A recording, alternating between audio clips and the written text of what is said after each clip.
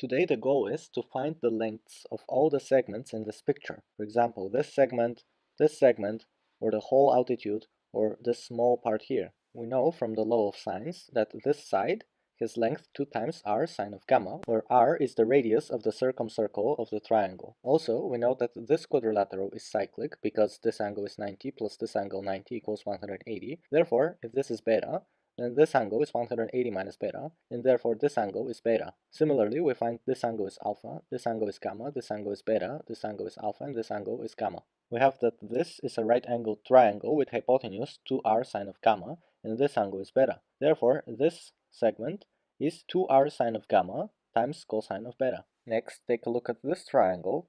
It's a right-angled triangle with angle gamma here, and this side is known, so this side must be this side divided by sine of gamma, because sine of gamma is this side divided by this side. And now in this expression, sine of gamma cancels out, and we get that this is 2r cosine beta. Now, in the same right-angled triangle, the hypotenuse is 2r cosine beta, and so this length is the hypotenuse times cosine gamma. So the result for this segment is 2r cosine beta cosine gamma. Now let's try to find the length of the whole altitude here. Well, in this triangle, it is a right-angled triangle, and this angle is alpha. We have that this is the hypotenuse, which is 2r sine of gamma, and therefore this side must be the hypotenuse times the sine of alpha, which is 2r sine gamma sine alpha. From here, by analogy, we can find all the other lengths of the segments in this picture. For example, take a look at this altitude that we just found.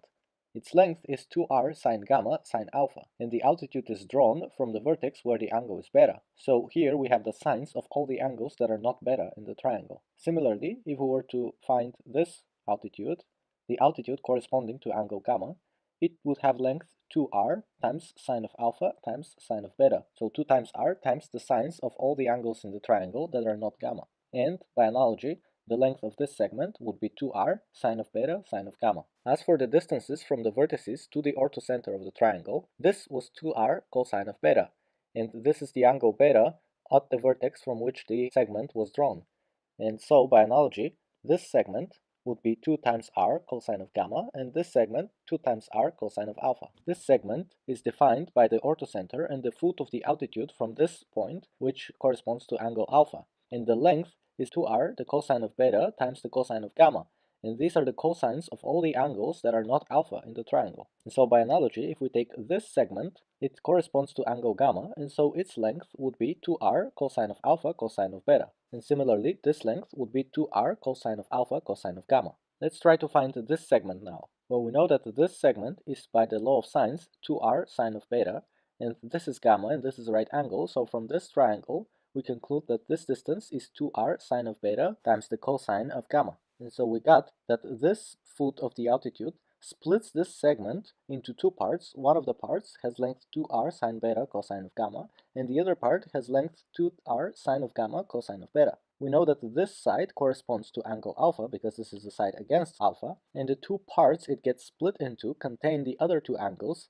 beta and gamma. On this side, sine of beta and cosine of gamma, and on this side we have the reverse, sine of gamma and cosine of beta. So similarly, we can calculate this length, which is 2r sine beta cosine alpha, this length, which is 2r sine alpha cosine beta, this length, which is 2r sine gamma cosine alpha, and this length, which is 2r sine alpha cosine gamma. Now, how do we find those same lengths in the case when one of the angles of the triangle is obtuse? For example, here gamma is larger than 90 degrees, and some altitudes are external with respect to the triangle, and the orthocenter lies outside of the triangle. From the law of sines, we know that this is 2r sine gamma, this is 2r sine alpha, and this is 2r sine beta. Now, if this angle is gamma, then this angle is 180 minus gamma, and this angle is also 180 minus gamma. We know that this quadrilateral here is cyclic, because this angle is 90 and it equals this angle, which is also 90, and therefore this angle alpha equals this angle alpha. We also know that this quadrilateral is cyclic because this angle is 90 degrees and it equals this angle, also 90 degrees,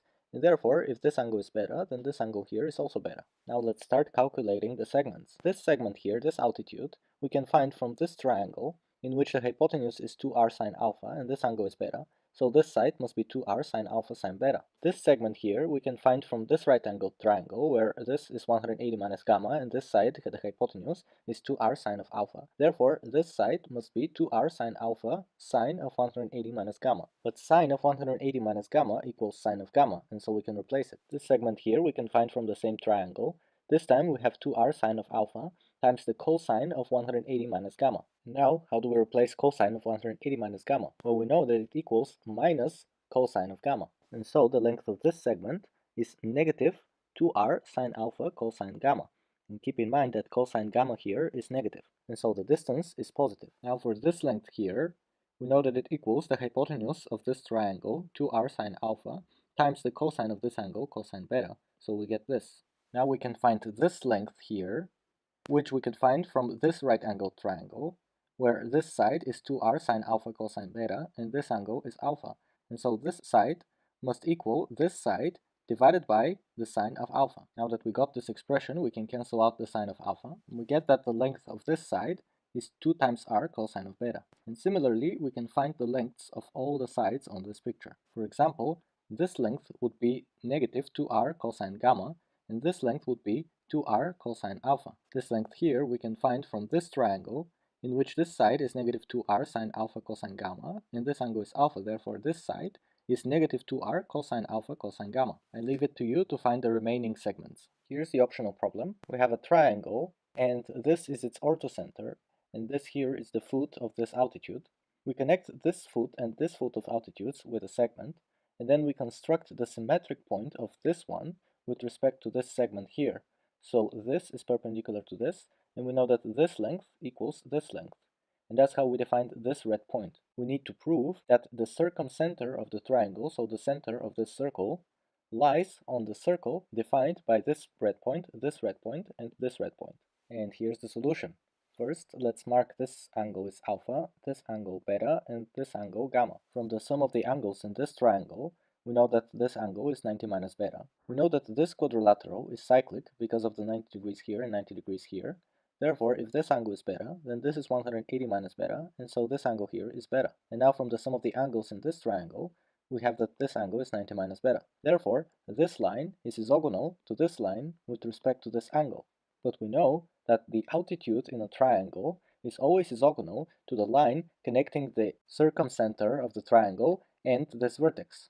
Therefore, the circumcenter of this triangle lies on this line. I'm going to mark it here. Now we need to prove that these 4 points make a cyclic quadrilateral.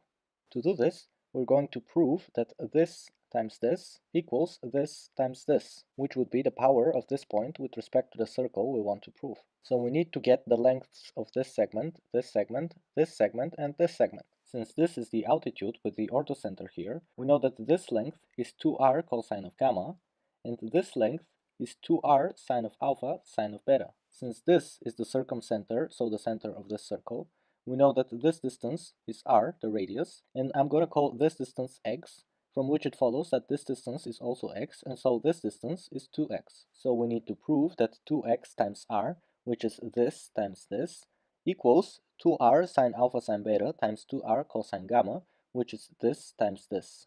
Now we can cancel out the 2r here and here, and we get that x we need to prove equals 2r sine of alpha sine of beta cosine gamma. I deleted the useless objects in the picture. Now we need to prove that x, which is this segment, equals 2r sine alpha sine beta cosine gamma. From the law of sines, we know that this side is 2r sine alpha. Now from this right-angled triangle with angle gamma here, we know that this equals this times cosine of gamma, so we get 2r sine alpha cosine gamma. And finally, from this right-angled triangle, with hypotenuse 2r sine alpha cosine gamma and angle beta here, we get that x equals the hypotenuse times sine of beta. So we get x equals 2r sine alpha cosine gamma, the hypotenuse, times sine of beta. And so we're done, because this expression is exactly the same as this expression.